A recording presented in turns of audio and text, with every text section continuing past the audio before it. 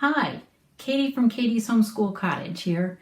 I am now doing something new. I'm going to be sending out a number of videos similar to this one that we're going to be doing today, and I hope that you enjoy them. So please comment in the comments section below any kind of suggestions you might have as far as what you would like to see, how you maybe think that this could be done differently that might suit your needs better, what you like about these videos, maybe some homeschooling topics, especially when it pertains to language arts, when it's something about grammar, literature, writing. I'll be doing a whole bunch of different series on those kind of topics, as well as different kinds of just topics about homeschooling.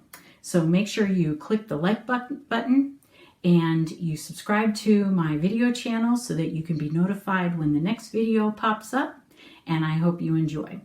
So today we're going to be looking at the literary device packet that I have for Christmas. So if you haven't downloaded this and printed it out and you want to follow along with this video and maybe even finish the practice that we're going to start in this video later, you'll want to click on that link down underneath the video and make sure you go ahead and pause the video, print this out if you want to follow along, and you'll have this in front of you. Otherwise, feel free to enjoy and then print it out later. Now, to get started, we're going to be looking at the first page. We're not going to look at all the pages. We're going to be kind of skimming through the most important ones in this video, practicing some of the song and the story that I've included in the video, and then leave the rest of it for practice on your own that you can do at home. Now, the song that's included in this is the Grinch. So we're going to have a little bit of fun looking at literary devices, and we're going to be using the song from the Grinch. And we're also going to be looking at the first part of The Night Before Christmas as well in practicing finding figurative language and literary devices. So the first one that we're going to look at with the term and definition on the first page is imagery. The imagery is the use of words to create an image or a picture. Use of great detail and description words using 5 senses: sight, hearing, smell, touch, and taste. Well, that's a complicated way of saying basically that the writer of either the song, The Grinch, or The Night Before Christmas wants you to be able to really see the imagery of what he is describing. So he wants you to be able to taste what he's describing, see what he's describing. That's why he's using descriptive words in great detail so that you can hear maybe what he's talking about, taste what he's talking about, smell what he's talking about, and really just enjoy and be like immersed in what they're describing. And usually if you've ever sung or listened to the words of the song The Grinch, then you've definitely gotten an idea of who the Grinch is and what he's like. And it's because of the use of imagery. So that's why we're going to take a look at the song and see all the different ways that imagery was used in the song. And we're going to have some fun with it. The next one is simile. Simile is a comparison between two objects using like or as. Now, this isn't usually between two objects that we think of that would be similar, right? That's why we're going to kind of remember simile. They're not usually similar. We're going to be comparing two different objects that are usually different, and we're going to be using the word like, so something is like this other thing, or we're going to be using the word as, something is as something else. And we're going to be taking a look at examples so that if you're not real clear, you will be after we look at some examples. The other thing that we're going to look at are metaphors. A comparison between two objects, again, similar to simile. A metaphor is a comparison between two objects, but this time we're not using the word like or the word as, but a metaphor says that an object is another object. So we might be comparing again two different objects, but we're saying that this object is another object. So we'll look at an example and you'll be able to see what I'm talking about. Another literary term would be personification. So we're giving an object, which is not a person. Way to remember personification would be personification is talking about giving an object that is not a person the characteristics or the ability to do things a person can do. So normally when we think of clocks, we think of those clocks that we have that have just the numbers that pop up on a screen. But if you're looking at an old-fashioned clock, the kind that is a circle and it has 12 at the top and then 1, 2, 3, 4, 5, 6, and then all the way back up to 12, and it has these little kind of stick-looking things on it to help us tell the time. Well, we're talking about the face of a clock, and we know that usually a clock is not a living thing and it usually doesn't have a face, but when we talk about an old-fashioned clock, we're saying that this clock has a face, and those stick things we usually say are the hands, and we know that a clock doesn't have hands. So when we say that it's 4 o'clock and the big hand is on the 12 and the little hand is on a 4, we're talking about the hands. And again, we've given the clock the ability to have body parts of a person. So we're saying personification when we're talking about the clock with the hands and the face. Another example of personification would be with flowers. Now, flowers are living things, but they're not people. And we usually don't think that flowers have hands or legs, but there are poems and sometimes sentences that you might come across where it says that the flowers were dancing in the breeze. And usually we don't think of flowers as being able to dance, but when they sway with the wind, it kind of looks like maybe they're dancing. So you might come across a poem eventually that says that the daffodils danced in the breeze, and that is an example of personification because we're giving those flowers the ability to do something that a person can do, like dancing, even though the flowers don't have legs. So that is personification. The next literary term is alliteration. When words around one another have the same sound repeated for effect and to create a mood. So if we come across a sentence that says, the slimy, slippery snake, we have that sound with all the S's in slimy and slippery and snake. And it kind of creates a feeling like that snake is sinister. So we're creating a mood or a feeling just by the fact that we're using a few words right near one another in a sentence that sound the same. So that's alliteration.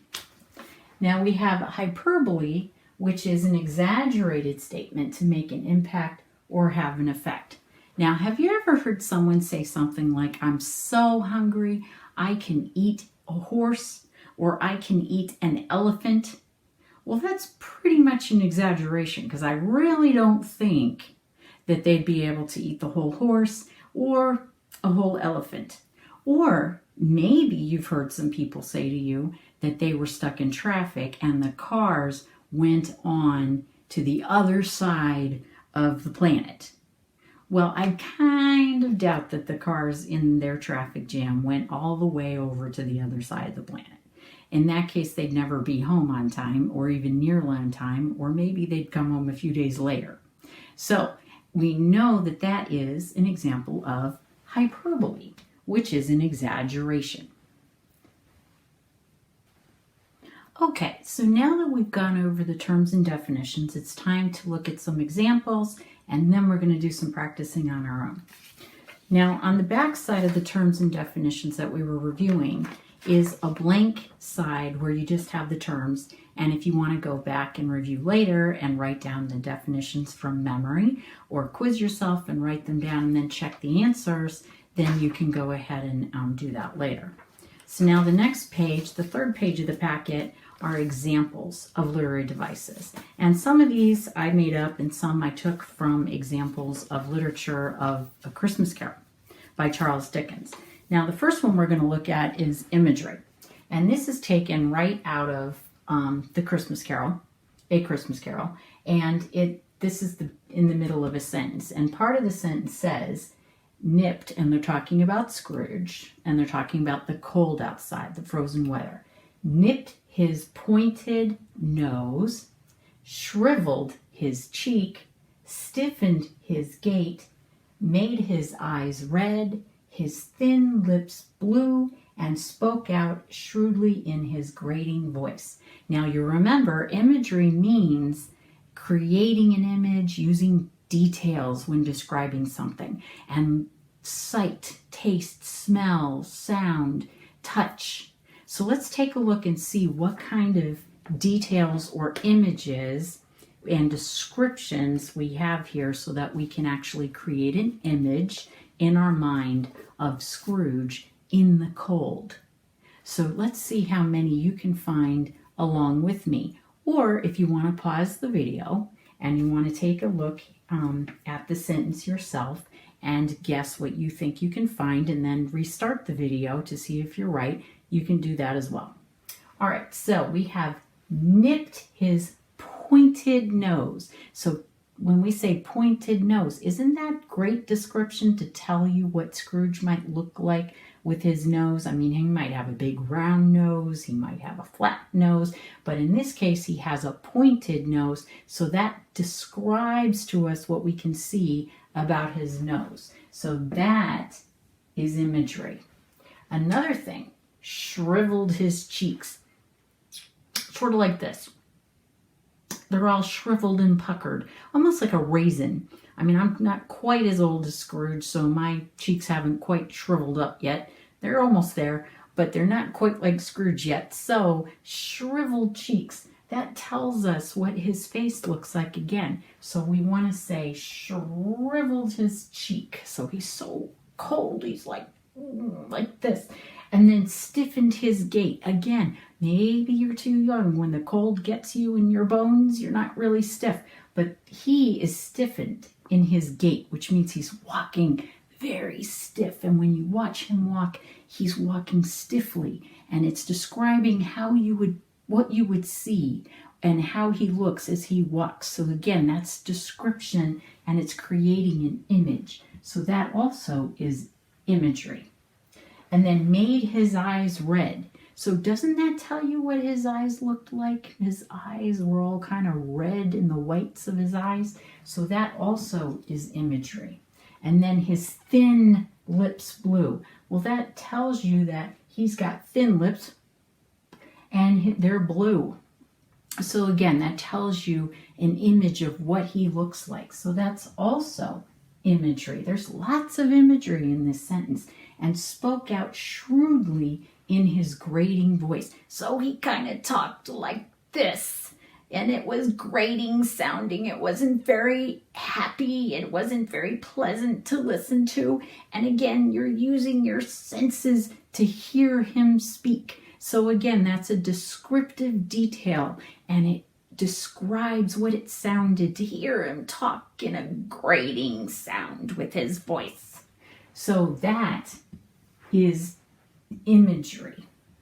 So that again creates an image in your mind of what did Scrooge sound like? What did he look like in this cold? Like what did he look like when he was walking and his gait was stiff? So that's imagery. It creates an image. So then the next one is simile. So this one, again, simile is a comparison between two things, and it's using the word like or using the word as. So we have a simile here, and it says Rudolph's nose is as red as a stoplight. So let's take a look at what two things are being compared here. What do you think? What two objects do you see or two things are being compared? Well, we have Rudolph. We have Rudolph in his nose. We've got Rudolph's nose, and that's being compared to a stoplight. So there are two things that are being compared. Rudolph's nose being compared to a stoplight. So that's the first part of our simile. And now, is it using the word like? Or do you see the word as in there when you're comparing Rudolph's nose to a stoplight? I hope you say yes, because we have as right here and we have as right here. So a simile compares two things, and there are two things, Rudolph's nose, stoplight, and it's using the word as. Now we have Rudolph's nose was like a shiny ornament. Again, a simile compares two things using the word as or using the word like. So what two things are being compared in that sentence? Rudolph's nose was like a shiny ornament. Well, again, Rudolph's nose, and it's being compared to, I hope you said ornament, because that's what it's being compared to. Now, do you see the word like or the word as? And I hope you see it. It's right here. So now, a metaphor we said was a comparison, and it was kind of like a comparison like a simile, except when it compares two things, it doesn't use the word like or as, it uses the word is. It is like something else, or it was something else, or those marbles are like glass jewels. So you could have is or was or are, something like that has to be in that metaphor. This one says Rudolph's nose is a stoplight. So again, what two things are being compared?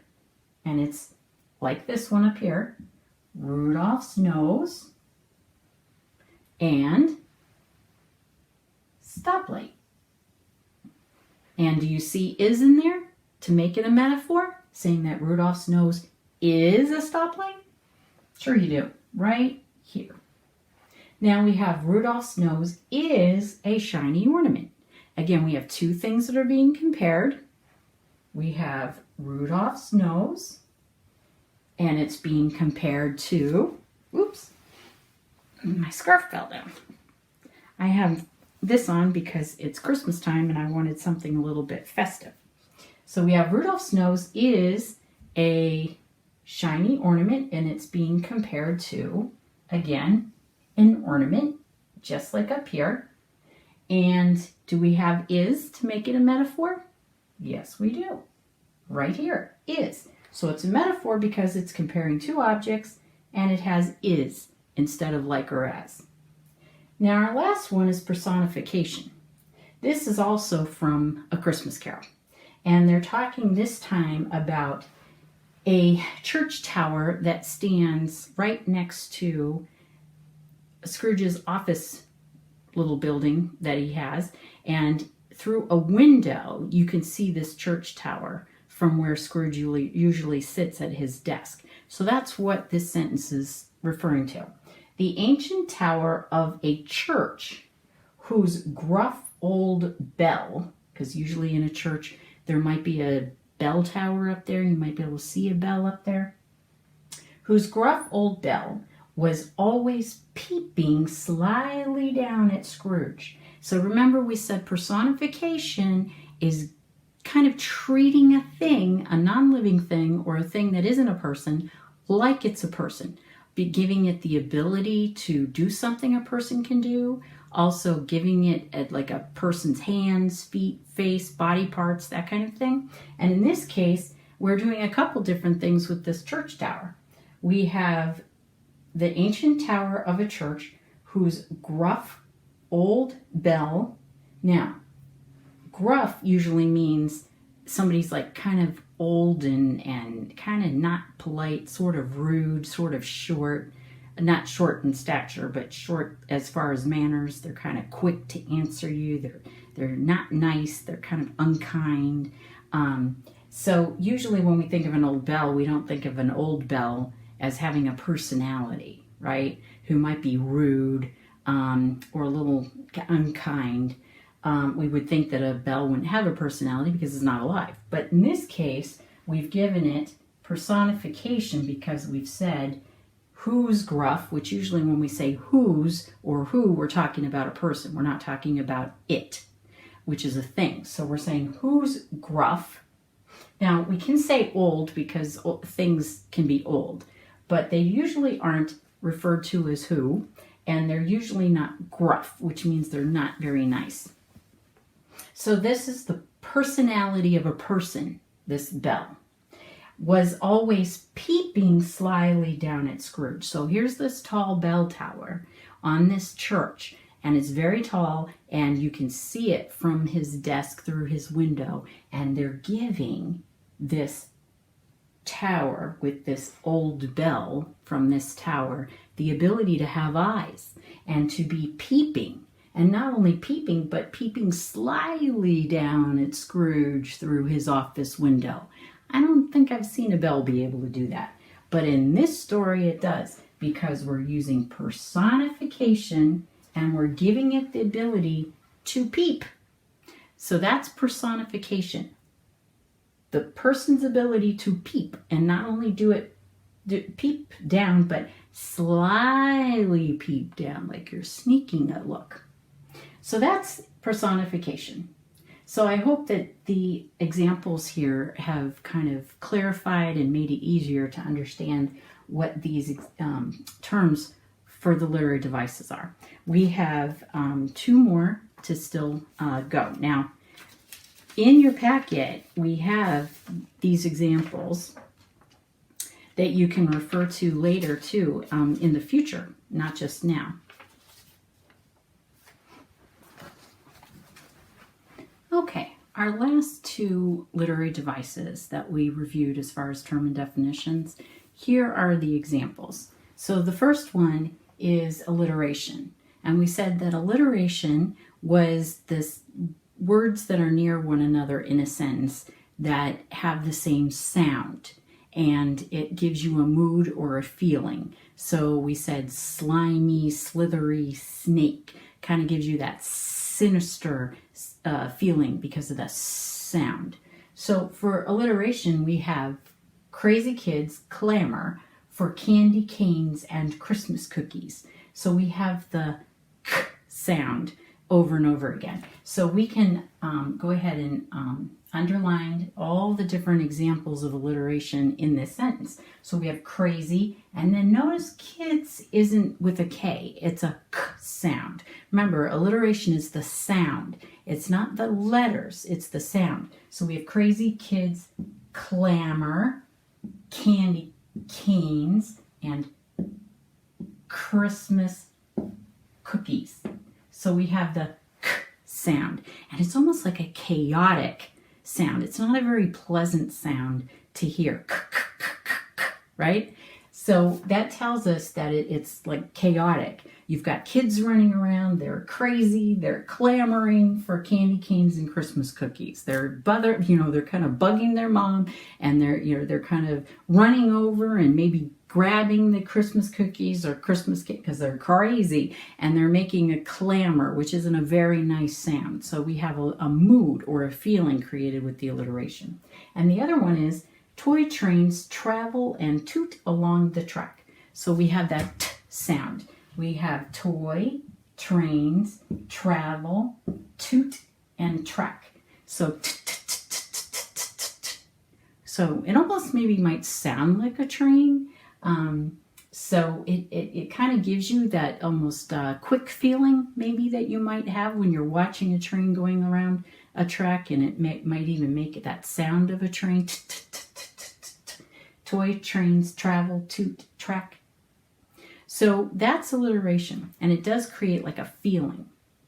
Now the last one is hyperbole, and we said that that's an exaggeration that you state to have an effect or make an impact. So, and it's an exaggeration used to really make you realize like how big something was, or like how long it was to endure. So the first example we have is the fruitcake was so hard, it was so hard to cut, you could use it as a doorstop, right? So this thing was like a brick. You couldn't cut through it, and you could like put it against a door and it was going to keep that door open or closed because it was just so heavy and thick, right? That's kind of a known joke about fruitcakes. Now, the exaggeration, is really the whole sentence. So there's really not much you're going to, underline unless you underline the whole thing. So we could just say, so hard to cut, use it as a doorstop, right?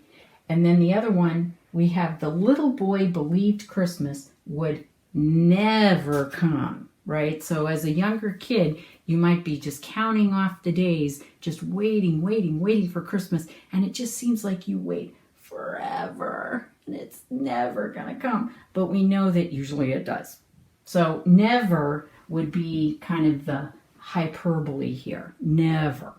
And then Christmas Eve went on forever as I waited for Christmas morning, right? Do you remember maybe when you were really little, you used to just, be so excited about Christmas the next morning that you just could not sleep and it just seemed like the night was so long and then eventually you fell asleep. But while you were waiting to fall asleep, it just felt like the night was just forever and ever. And it was torture waiting for Christmas morning. But we know that it doesn't last forever, right? Eventually, Christmas morning came, and it was the same 12 hours or whatever, maybe 8 hours from the time you went to bed until the time you got up in the morning. Time does not change. It may feel like it's longer, but it doesn't. So the word here that might be the hyperbole is that it went on forever, right? So that's your hyperbole. Okay, so in the packet, you have these examples that you can look at.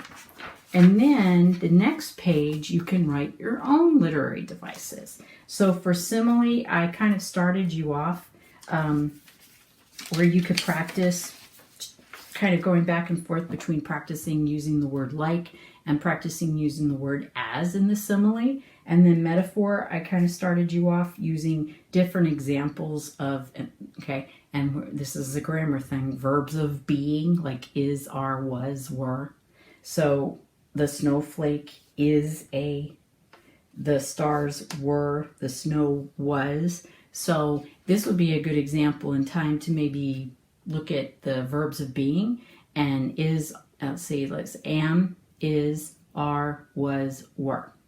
So, and be, being, been. So those are the most common verbs of being. So if you want to review those, now would be a good time to do that.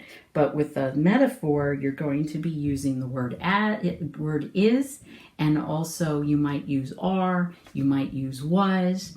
So those are different forms of is. So that's a metaphor. So I kind of started you off where you could practice those. And then there's some examples of the beginnings of personification. I left alliteration blank and I left hyperbole blank because it's kind of hard to start you off with those, and I figure you might want to be creative and write your own from scratch. And then the next page, I give you some possible suggested answers just to give you some examples if you're having a hard time getting started. For all the literary devices, I've given you examples. The page after that is where we get into a Christmas, A Night Before Christmas, and also the Song of the Grinch, where you start identifying and finding the literary devices in those pieces of work. But because this video is getting so long and it's a long time to sit through, I'm dividing the videos in half. So we're going to stop right here for this lesson, and I will be having a video part two of this lesson where you can pick up and start practicing with me finding the literary devices in A Night Before Christmas as well as the song The Grinch. So see you in part two, and I hope you enjoyed this video. If you have older students and this was just basically a quick review, you don't have to watch the whole video. You could just skip through parts of it and then go to video part two and just follow me along for the practice. So again, remember, click like, subscribe, turn on those notifications so that you can get some updates. Remember to click on the link below so you can get this free packet to help you review the terms and definitions and get in some practice with these great Christmas themed practice sheets. So have a great day. Merry Christmas, and I'll see you in part 2.